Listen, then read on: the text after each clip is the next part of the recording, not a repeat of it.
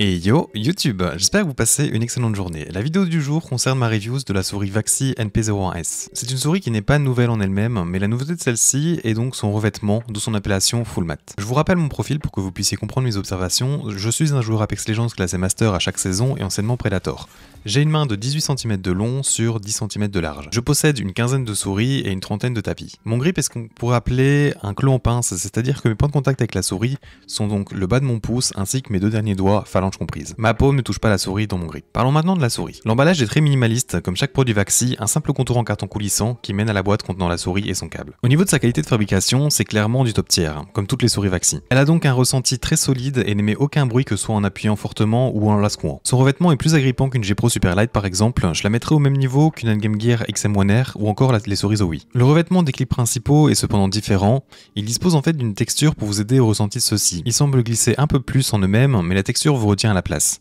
Dans l'ensemble, c'est une très bonne réussite à ce niveau, et les grips que j'ai rajoutés personnellement sont juste pour augmenter sa largeur. Pour le capteur, il s'agit du 3389 qui est donc un capteur top tier, et je n'ai eu aucun problème avec ce dernier. Vous n'avez ici aucun logiciel pour régler les différents paramètres, tout se règle ici sous la souris directement. Vous pouvez régler vos DPI, votre fréquence de rafraîchissement, ainsi que le debounce time. Pour le LOD, il est à 1 mm par défaut, mais vous pouvez le changer également avec une combinaison de touches. Si tous ces termes ne vous parlent pas, j'ai fait une vidéo les expliquant, j'indiquerai la fiche en haut de l'écran ainsi que dans la description sous cette vidéo. Je te rappelle aussi que si tu aimes mon contenu, n'hésite pas à me le faire savoir par un pouce bleu ainsi qu'à t'abonner pour d'autres vidéos de ce genre. Merci d'avance. Revenons à nos moutons.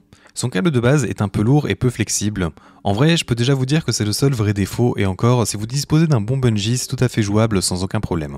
Ce n'est pas au point de s'alarmer donc et ne pas pouvoir utiliser la souris à cause de cela. Je l'ai personnellement remplacé par du paracord, mais ma raison a surtout été pour réduire au maximum son poids ou du moins son ressenti à ce niveau. Le câble de base est un peu surélevé, ce qui permettra à celui-ci de ne pas traîner sur votre tapis. En effet, ma copie pèse donc 73 grammes avec le câble paracord retenu par un bungee, des patins envers Superglide et des grips sur le côté. La souris est donc plutôt légère en soi, mais personnellement me donne l'impression de peser plus que cela. En tout cas, c'est l'impression qu'elle m'a donné durant toute la durée de mon utilisation. Pour les patins de base, je pense qu'ils peuvent convenir à la majorité des gens sans réel besoin de les changer. Il s'agit ici du même type de patins que les souris Extrafy ou encore la XM1R. Des patins donc plutôt rapides, mais qui me donnent l'impression d'une glisse un peu dure. Je ne sais pas si c'est très clair comme explication, désolé. De toute manière, je vous conseille quand même de les remplacer par des corpads ou encore des patins envers Superglide comme ici, si c'est quelque chose que vous appréciez. Les Superglide sont d'ailleurs bientôt disponibles pour cette souris sur le site Max Gaming, ils sont déjà en précommande. J'ai personnellement mis ceux de la Razer Viper en attendant, et j'ai une bien meilleure expérience qu'avec les patins de base. Vous n'avez cependant pas de deuxième paire de patins dans l'emballage, ce que je trouve un peu dommage sachant que beaucoup de compagnies en fournissent maintenant. Au niveau de la molette, j'ai vraiment eu peur que ce soit la même chose que pour les souris Zowie, car je n'avais pas vraiment aimé mon expérience avec elle. Mais ici, bien qu'il s'agisse du même type de molette, c'est-à-dire une 24 crans avec un ressenti très marqué à chaque étape, elle est ici très légère à activer, mais toujours bruyante.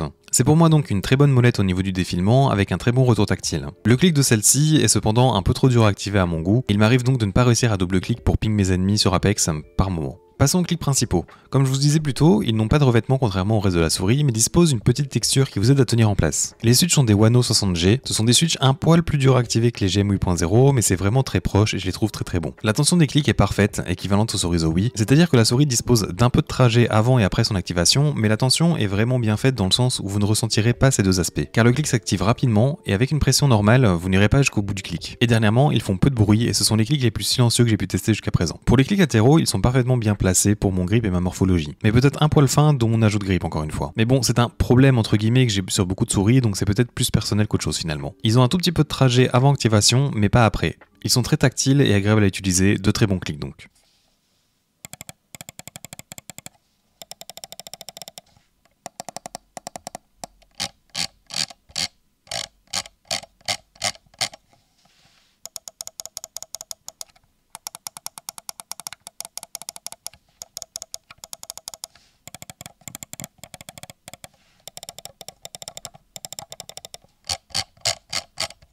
Parlons maintenant de sa forme et de mon avis à son sujet. Tout d'abord, il s'agit d'une forme assez unique, c'est une souris asymétrique qui ne partage donc pas les mêmes formes de son côté gauche que de son côté droit, et généralement les souris asymétriques sont de style ergonomique. Ici, ce n'est pas le cas. Son autre particularité est donc son dos plutôt plat. En comparaison avec la G Pro Superlight, cette dernière a une rampe plutôt courbée sur toute sa forme, là où la NP01S est courbée à l'avant pour ses clics, puis reste plat et redescend de manière pas trop agressive à l'arrière. La souris s'élargit aussi un peu sur l'arrière également, ce qui augmente la stabilité au niveau du bas de votre paume. Mais ce n'est pas aussi conséquent que la XM1R ou la katana qui vous laisse donc une bonne liberté de manœuvre. La NP01S est une version rétrécie de la NP01, mais ce n'est pas juste une réduction de dimension. Certaines proportions et formes sont un poil différentes. Si cela vous intéresse, je vous laisserai aller voir sur le site officiel de Vaxi qui est vraiment très bien fourni en termes d'explications. Il met même à disposition un comparateur avec d'autres souris connues et similaires pour vous permettre de vous renseigner un maximum. Personnellement, dès mes premiers jours d'utilisation, je me suis dit que la NP01, donc non S, m'aurait peut-être été plus adaptée vu aux prises de ma main et ma largeur. J'ai d'ailleurs donc rajouté des grips comme je disais sur les côtés, juste pour l'élargir un peu justement. Cependant, la NP01 est un peu plus lourde que la S et je pense que cela me bloquerait quand même. Ce n'est pas que la souris n'est pas utilisable, mais elle est assez fine et me provoque des crampes après une longue utilisation. J'aime énormément sa forme et je pense qu'elle pourra convenir à tout style de grip et être appréciée par beaucoup de personnes. Personnellement, je pense que c'est une forme qui convient parfaitement à mon style de grip, mais comme dit plus tôt, ma main reste un poil large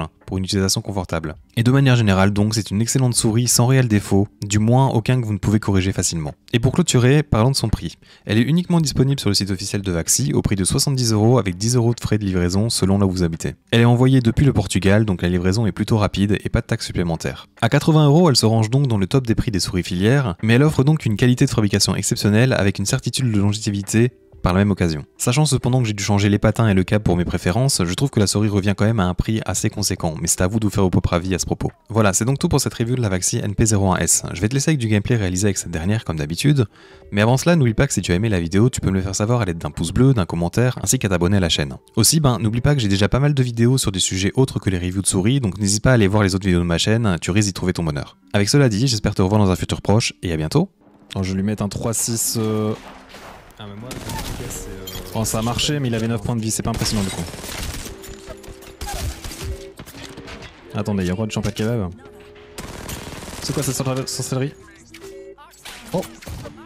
Oh! Oh, je suis deg à la phase. Allez, sors ton arme! Oh, ce qu'il vient prendre!